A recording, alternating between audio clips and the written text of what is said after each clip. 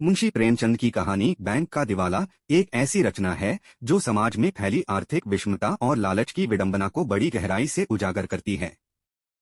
हालांकि मूल कहानी का विस्तार 5000 शब्दों में नहीं है, लेकिन इसे समझाने और विस्तार से वर्णन करने के लिए मैं इसकी व्याख्या, पात्रों का चित्रण और घटनाओं का विवरण देते हुए इसे आपके लिए विस्तार से लिख सकता हूँ। परिचय। कहानी बैंक का दिवाला समाज में बैंकिंग व्यवस्था और उसके तहत होने वाले आर्थिक धोखे को लेकर लिखी गई व्यंग्यात्मक रचना है। यह कहानी उस समय की है जब ग्रामीण क्षेत्रों में नए नए बैंक खुलने लगे थे और लोग इस नई व्यवस्था से परिचित हो रहे थे। कहानी में इस व्यवस्था के कारण होने वाले परिणामों और ग्रामीण जनता की सरलता को मार्मिक ढंग से चित्रित किया गया है। मुख्य पात्र पंडित मोटेराम शास्त्री गांव के एक चतुर, चालाक और धूर्त पंडित जो अपनी बातों से लोगों को फंसाने में माहिर हैं। उनका मुख्य उद्देश्य पैसे कमाना और लोगों की भावनाओं का फायदा उठाना है। गांव के लोग भोले भाले किसान और मजदूर जो बैंकिंग व्यवस्था से अनजान हैं और अपनी मेहनत की कमाई को सुरक्षित रखने के लिए बैंक में जमा करने आते हैं। बैंक का मैनेजर एक ऐसा व्यक्ति जो लालच में अंधा होकर बैंक के धन का दुरुपयोग करता है और अंततः बैंक को दिवालिया बना देता है। कहानी का विस्तार। एक बैंक की स्थापना गांव में पंडित मोटेराम ग्रामीण बैंक की स्थापना होती है। बैंक के प्रचार प्रसार के लिए मोटेराम जी बड़े बड़े वादे करते हैं।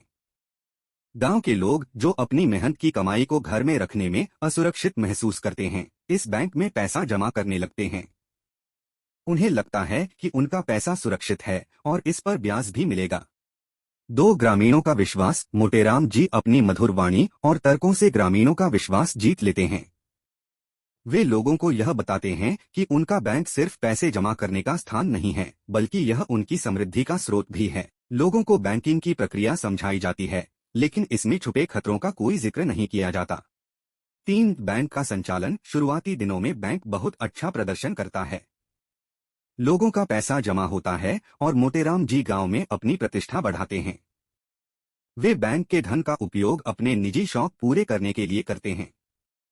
वे बड़ी बड़ी पार्टियों का आयोजन करते हैं और गांव में धूमधाम से रहते हैं। 4 धोखा और धोखाधड़ी। मोटेराम जी बैंक के पैसे को अपनी विलासिताओं में खर्च करना शुरू कर देते हैं।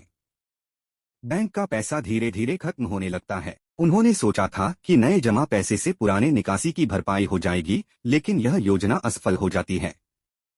5 बैंक का दिवाला। एक दिन अचानक बैंक बंद हो जाता है। लोगों को पता चलता है कि उनका पैसा गायब हो चुका है। गांव में हाहाकार मच जाता है। लोग मोटेराम जी से जवाब मांगते हैं, लेकिन वे वहां से भाग जाते हैं। बैंक का दिवाला निकल जाता है और ग्रामीणों का विश्वास बैंकिंग व्यवस्था पर से उठ जाता है। संदेश। मुंशी प्रेमचंद ने इस कहानी के माध्यम से उस समय की आर्थिक व्यवस्था और लोगों की सरलता पर करारा व्यंग्य किया है। कहानी हमें यह सिखाती है कि किसी भी व्यवस्था में आंख बंद करके विश्वास करना गलत है। समाज में फैले लालच और धोखाधड़ी से बचने के लिए जागरूकता और शिक्षा आवश्यक है।